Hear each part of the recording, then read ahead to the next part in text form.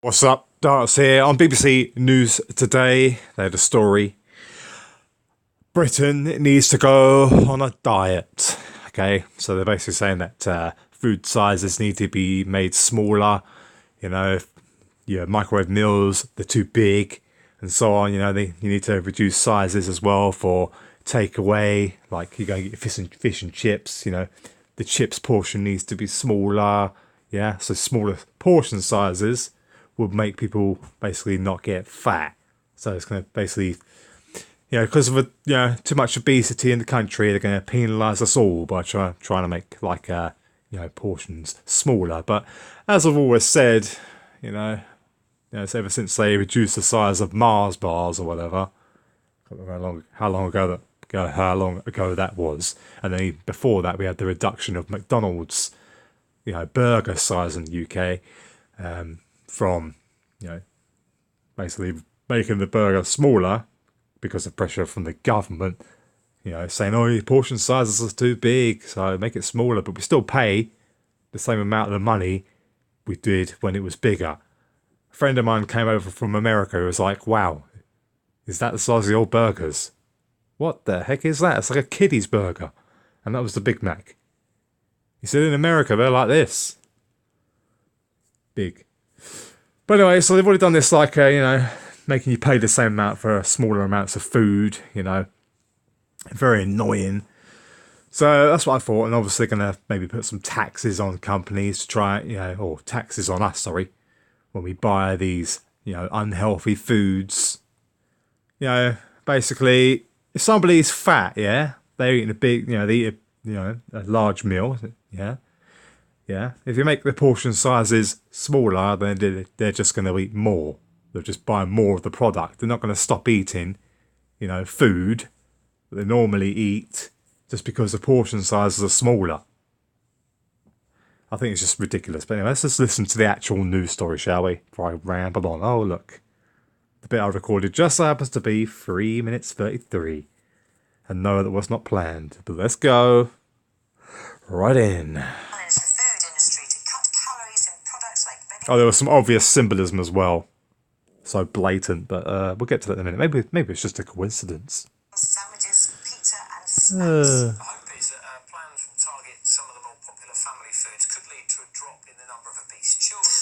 Our health correspondent, Adina Campbell. Coughing, duping the light, maybe? They're some of our biggest selling products, but not necessarily the healthiest. Processed meals and food on the go are, for many of us, shopping basket staples.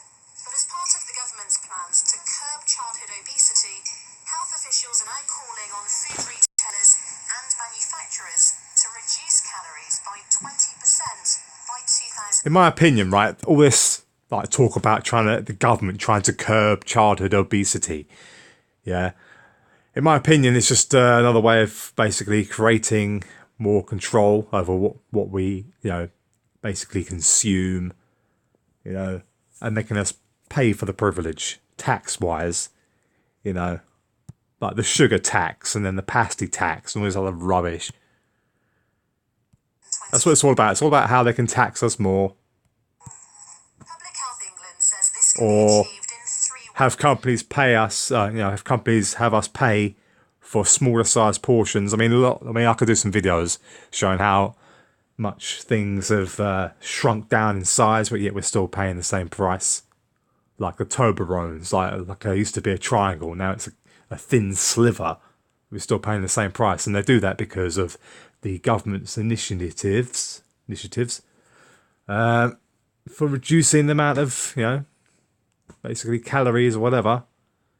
But you're still paying the same amount of money for a smaller product. Changing the recipes and meals using CC. better quality products, smaller portion sizes, which would help control how much we eat, or steering us to buy lower calories products. Making a meal that says serves one, or making a meal that that you can buy, microwave meal, whatever, says serves two. If you reduce that size and say a small amount serves, two, or a smaller amount serves one, then the fat person who was eating too much food in the first place would just go and buy more of the product. So if you have half the calories and say that's the portion, then some fat guy who wants to eat that much amount of food is still going to buy twice as much, yeah? Of that smaller portion, and they're still going to get fat. In some of our favourite foods, we've announced a 20% calorie reduction program. So that's taking calories out of ready meals, out of pizzas, out of savoury And all this stuff will cost you more money. sandwiches, out of savoury snacks, and gradually over time improving the recipes so we all eat healthier. These posts Improve the recipes by removing sugar and putting aspartame in everything, which, in my opinion, causes brain disease. Experiments on rats caused holes in their brains when they were given aspartame, but it might have been mice. Mice or rats has an experiment where they were basically fed aspartame and they developed holes in the brain, and all these kind of illnesses like Alzheimer's are because of holes in the brain or aging, early onset aging of the brain. And I believe this is due to aspartame or helped by aspartame. Okay? And all these kids here, okay, this is a part of the initiative, yeah? They want these kids to eat these products with aspartame in them, yeah? At the same time, we've got the sugar tax, which is going to come out, and also the government wants to put rules on the age, or basically restriction on what sweets they can buy. So they don't want kids to be able to buy sweets and stuff like this, it's just ridiculous. But they'll have alternatives which feature aspartame. We've already got Werther's Originals, which have aspartame in them instead. You got Polo mint sweets, they have aspartame, and you have aspartame sugar-free versions of those. And that's what they want the kids eating, this aspartame stuff, which causes brain defects, in my opinion. It causes holes in the brain for adults, but what about developing brains? And look what you have here, 6, 6, 6. Well, that tells you all about what it's all about, doesn't it? 400 calories at breakfast and another 600 for lunch and dinner.